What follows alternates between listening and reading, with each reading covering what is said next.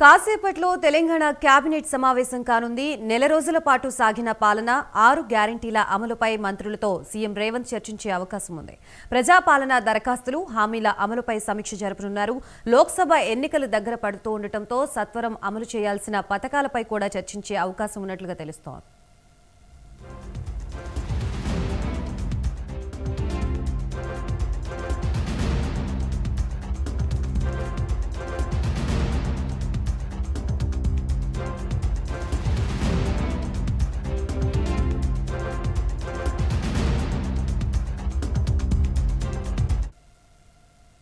కాసేపట్లో తెలంగాణ కేబినెట్ సమావేశం కానుంది. నెల రోజుల పాటు సాగిన పాలన 6 గ్యారంటీల అమలుపై మంత్రులతో సీఎం రేవంత్ చర్చించే అవకాశం ఉంది.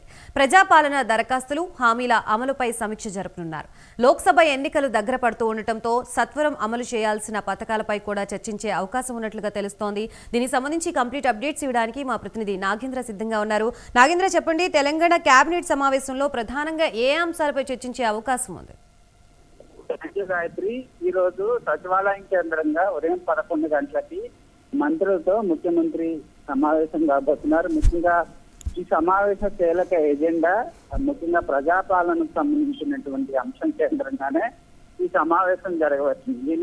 గత నెల 28వ తేదీ నుంచి ఈ నెల 6వ తేదీ వరకు కూడా 8 రోజుల పాటు ప్రజాపాలన రాష్ట్ర వ్యాప్తంగా కూడా పెద్ద ఎత్తున రాష్ట్ర ప్రభుత్వం చేయించినటువంటి పరిస్థితి. ముఖ్యంగా ఈ ప్రజాపాలనలో భాగంగా కాంగ్రెస్ ఇచ్చినటువంటి హామీలు 6 గ్యారెంటీలకు సంబంధించినటువంటి అంశం కేంద్రంగా అభయాస్తం అనేటటువంటి దరఖాస్తును కూడా ఇవ్వడం జరిగింది. ముఖ్యంగా రాష్ట్ర వ్యాప్తంగా దాదాపు 1,20,00,000కు పైగా కూడా దరఖాస్తులు చేసుకున్నారు. ఈ 6 గ్యారెంటీ స్కీమ్లకు సంబంధించి అభయాస్త దరఖాస్తులో పొందుపరచడం జరిగింది. దాంతో పాటు మరోవైపు రేషన్ కార్డు, అదేవిధంగా ఇతర అంశాలకు సంబంధించినటువంటి వాటిపైన పెద్ద ఎత్తున కూడా దరఖాస్తులు చేసుకున్నటువంటి నేపథ్యంలో 8 రోజుల్లోనే 1,20,00,000కు పైగా కూడా దరఖాస్తులు రావడం, తదుపరి ఏ విధంగా ఈ దరఖాస్తుల్లో ఎట్లా స్క్రూటినీ చేయాలి, అదే విధంగా ఎవరెవరిని లబ్ధిదారులుగా ఎంపిక చేయాలి, అదే విధంగా ప్రజాపాలన 8 రోజుల పాటు నిర్వహించడం జరిగింది. కాబట్టి మరోసారి ప్రజాపాలన